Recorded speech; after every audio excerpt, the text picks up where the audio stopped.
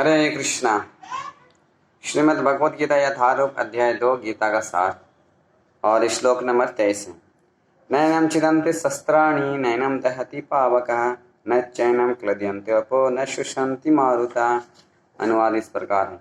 यह आत्मा न तो कभी किसी शस्त्र द्वारा खंड खंड किया जा सकता है, न अग्नि द्वारा जलाया जा सकता है, न जल द्वारा भिगोया या वायु द्वारा सुखाया जा सकता है।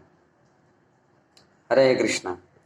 आज पूरे विश्व भर में देखते हैं कि इतना सारे युद्ध होते हैं एक दूसरे को मारने के लिए, लेकिन हम इस शरीर को मारते हैं, आत्मा को नहीं मारते हैं। परमाणु हथियार हो गया, परमाणु बम हो गया, इतने सारे मारने का अस्त्र हो गए हैं, आधुनिक अस्त्र हैं, बंदूक हो गए हैं, चाकू हो गए हैं और बहुत से ऐसे बड़े बड़े चीजें हैं लोगों को मारने के लिए, विनाश करने के लिए। ये सारे असुर प्रवृत्ति है।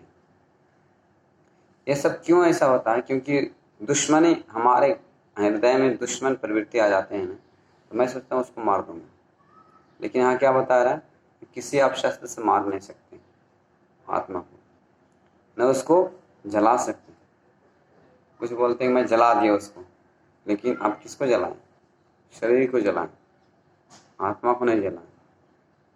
तो फिर बोले कि नहीं उसको फिर हमें जल में डुबो के भिंगा के खत्म कर दिया, समुद्र में अंदर कर दिया, लेकिन फिर भी वो शरीर गया, वो उसको आत्मा नहीं गया। क्योंकि आत्मा, और कोई बोल सकता है कि हवा में सुखा देंगे, तो ये भी नहीं हुआ। इसी प्रकार से हिरण्यकश्यप एक असुर था। आज जितने असुर को मतलब जो भगवान का भक्त नहीं, वो असुर लोग हैं। जो भी भगवान के जो नियमों को पालन नहीं करते हैं वो असुर लोग हैं। ऐसा नहीं कि असुर बहुत बड़े बड़े सिंह रहते हैं, दांत रहते हैं और बहुत से। कलयुग में बताया कि हमारे असुर प्रवृत्ति से पता चलता है। भगवान के भक्त के भगवान के नियमों को पालन नहीं करने के कारण, हम असुर प्रवृत्ति होने के कारण संसार में उपद्रव मचाते हैं। तो एक कथा बताता हूँ। हिरण्यकश्यप बहुत बड़ी तपस्या किया था, और तपस्या करने से वो ब्रह्मा जी को तपस्या कर रहे थे, ब्रह्मा जी को प्रसन्न करने के लिए। तो ब्रह्मा जी प्रकट हुए और ब्रह्मा जी ने फिर हिरण्यकश्यप ने उनसे प्रार्थना की, वरदान मांगे, क्या चाहिए बोलो। ब्रह्मा जी बोले। तो हिरण्यकश्यप ने उनको जवाब दिए, मुझे अमर बना दीजिए, मैं हमेशा हमेशा के लिए जीवित रहूं। मुझे कोई ना अस्त्र से मार सकता है, न कोई किसी प्रकार से आसमान में, न जमीन में, न घर में, न बाहर में, न दिन में, न रात में, कभी भी नहीं मार सकता है कोई। ऐसा मुझे अमर का वरदान होने दीजिए। ये असुर प्रवृत्ति है, क्योंकि हम लोग मरने वाला है एक न एक दिन। शरीर मरने वाले हैं, लेकिन आत्मा नहीं मरने वाली। इस तरह से उनको ब्रह्मा जी से वरदान मांग रहे थे हिरण्यकश्यप ने।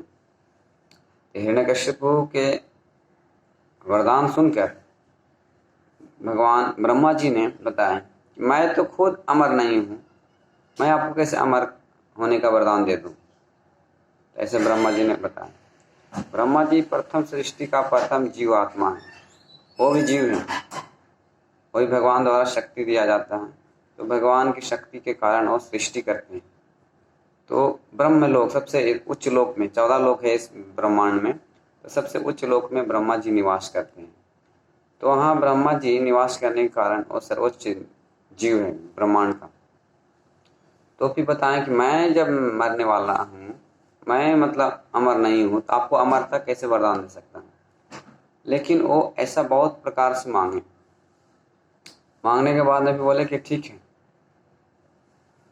ऐसा बोले कि ऐसा तो वरदान नहीं दे सकता अमर का, लेकिन इतना बताओ कि कुछ और कुछ बोलो मांगो। तो कहते ठीक है, आपकी जो भी ऐसा मैं मांगा अभी कि रात में, न दिन में, आसमान में, जमीन में, पानी में, कहीं भी नहीं मरूं, ऐसा वरदान दे दीजिए। तो ऐसा वरदान लेकर फिर वो खुश हो गया, ठीक है, तो फिर वापस चला गया। लेकिन भगवान के जब भक्तों का जो अपराध करता है, उनके ही बेटा प्रहलाद महाराज भगवान का बहुत बड़ा भक्त था। हिरण्यकश्यप के बेटा प्रहलाद महाराज भगवान श्री कृष्ण के बहुत बड़े भक्त थे। उसको बहुत मारने का प्रयास किया हिरण्यकश्यप उनके पिता। फिर भी भगवान के भक्त होने के कारण उसको मार नहीं पाया। बहुत दुनिया के सारे शक्तियां लगा दिए तो मारने के लिए, लेकिन मार नहीं पाया। तो क्यों? क्योंकि भगवान उनको रक्षा कर रहे थे। जैसे कहावत हम लोग सुनते हैं कि जिनको मारते भगवान मारना चाहते हैं उनको कोई बचा नहीं सकता, और भगवान रक्षा करना चाहते हैं उनको कोई मार नहीं सकता। तो इस तरह से भगवान उनका रक्षा कर रहे थे, फिर किसी उसको कोई मार नहीं पाया। तो जब भगवान के भक्त के प्रति कोई अपराध करता है तो खुद हिरण्यकशिपु अपने गदा सहित उठाया, उसको प्रहलाद महाराज को मारने के लिए उद्यत हुआ। तो उसके कारण वो भगवान नरसिंहदेव भगवान प्रकट हो गए और उनको फिर वध कर दिए। तो उनको शरीर का वध नहीं किए थे, वो आत्मा का सिर्फ, वो तो क्योंकि भगवान के अंश हैं तो शरीर का नष्ट किए थे। तो फिर प्रहलाद महाराज उनसे प्रार्थना करते हैं कि मुझे मेरे पिताजी का उद्धार कीजिए। तो शरीर के लिए नहीं, वो आत्मा के लिए प्रार्थना की थी। तो हम इस कलयुग में देखते हैं कि बहुत से अस्त्र बनाते हैं मारने के लिए। ये सब मारने के लिए, किसके लिए? शरीर को मारने के लिए। असली तो आत्मा है। अगर हम किसी को मारते हैं, जैसे आज बहुत से गौवध किया जाता है, तो गौवध का ऐसा बताया गया है कि जो भी गौवध का हत्या करता है तो उसको जो बहुत में जितने रोम होते हैं तो उनको सारे फिर उसको भुगतना पड़ता, उतना जन्म लेना पड़ता है नीच जाति में, तो उतना तकलीफ होती है। क्यों? क्योंकि आत्मा फिर उसको जाती है, शरीर तो खत्म हो जाता है, फिर आत्मा जाती है। तो पता चलता है कि आत्मा कभी खत्म नहीं होती है, क्योंकि भगवान का अंश है। और कभी जन्म भी नहीं लिया है ना आत्मा, कभी कभी जन्म नहीं। पिछली बार हम लोग सुन चुके हैं, न जायते मृत्यु वे कदाचित्, कभी जन्मता है न कभी मरता है। इसको यहाँ भगवान बता रहे, नैनम छिदन्ति शस्त्राणि नैनम दहति पावका न चैनम क्लेदन्ति को न शुशन्ति मारुता। इस तरह से हम किसी को मार नहीं सकते। सिर्फ आत्मा भगवान के अंश होने के कारण ये कभी नष्ट नहीं होती। ये हवा में भी भिगो कर भी खत्म नहीं कर सकते हैं, न अग्नि में जला कर, न हवा में सुखा कर, न शस्त्र द्वारा खंड खंड कर सकते हैं। इस तरह से हम ये शिक्षा प्राप्त कर सकते हैं कि, और मायावादी क्या बोलते हैं कि भगवान और मैं एक ही हूँ, लेकिन भगवान अलग है अस्तित्व और जीव का अलग है अस्तित्व। इस प्रकार से भगवान के और भगवान भक्तों में बहुत आदान प्रदान, दिव्य आदान प्रदान होता है। तो भगवान के हम भगवान की सेवा करके भगवान का धाम जाकर अपना सच्चिदानंद शरीर मिलता है। ये शरीर नहीं रहता है, भौतिक शरीर नहीं रहता है, और सच्चिदानंद मिलता है। हम लोग का ऐसा है शरीर अभी, लेकिन ढका हुआ है। तो ढकने के कारण हम भगवान को नहीं देख पाते हैं, नहीं अपने को देख पाते हैं। इसलिए कैसे हम इसको कर सकते हैं? भगवान का नामों से हम अपने चित्त को साफ करेंगे तो खुद को देख पाएंगे और भगवान का भी दर्शन कर पाएंगे। जैसे हरे कृष्णा कृष्ण कृष्ण हरे हरे, हरे राम राम राम हरे, चेतो दर्पण मार्जनम।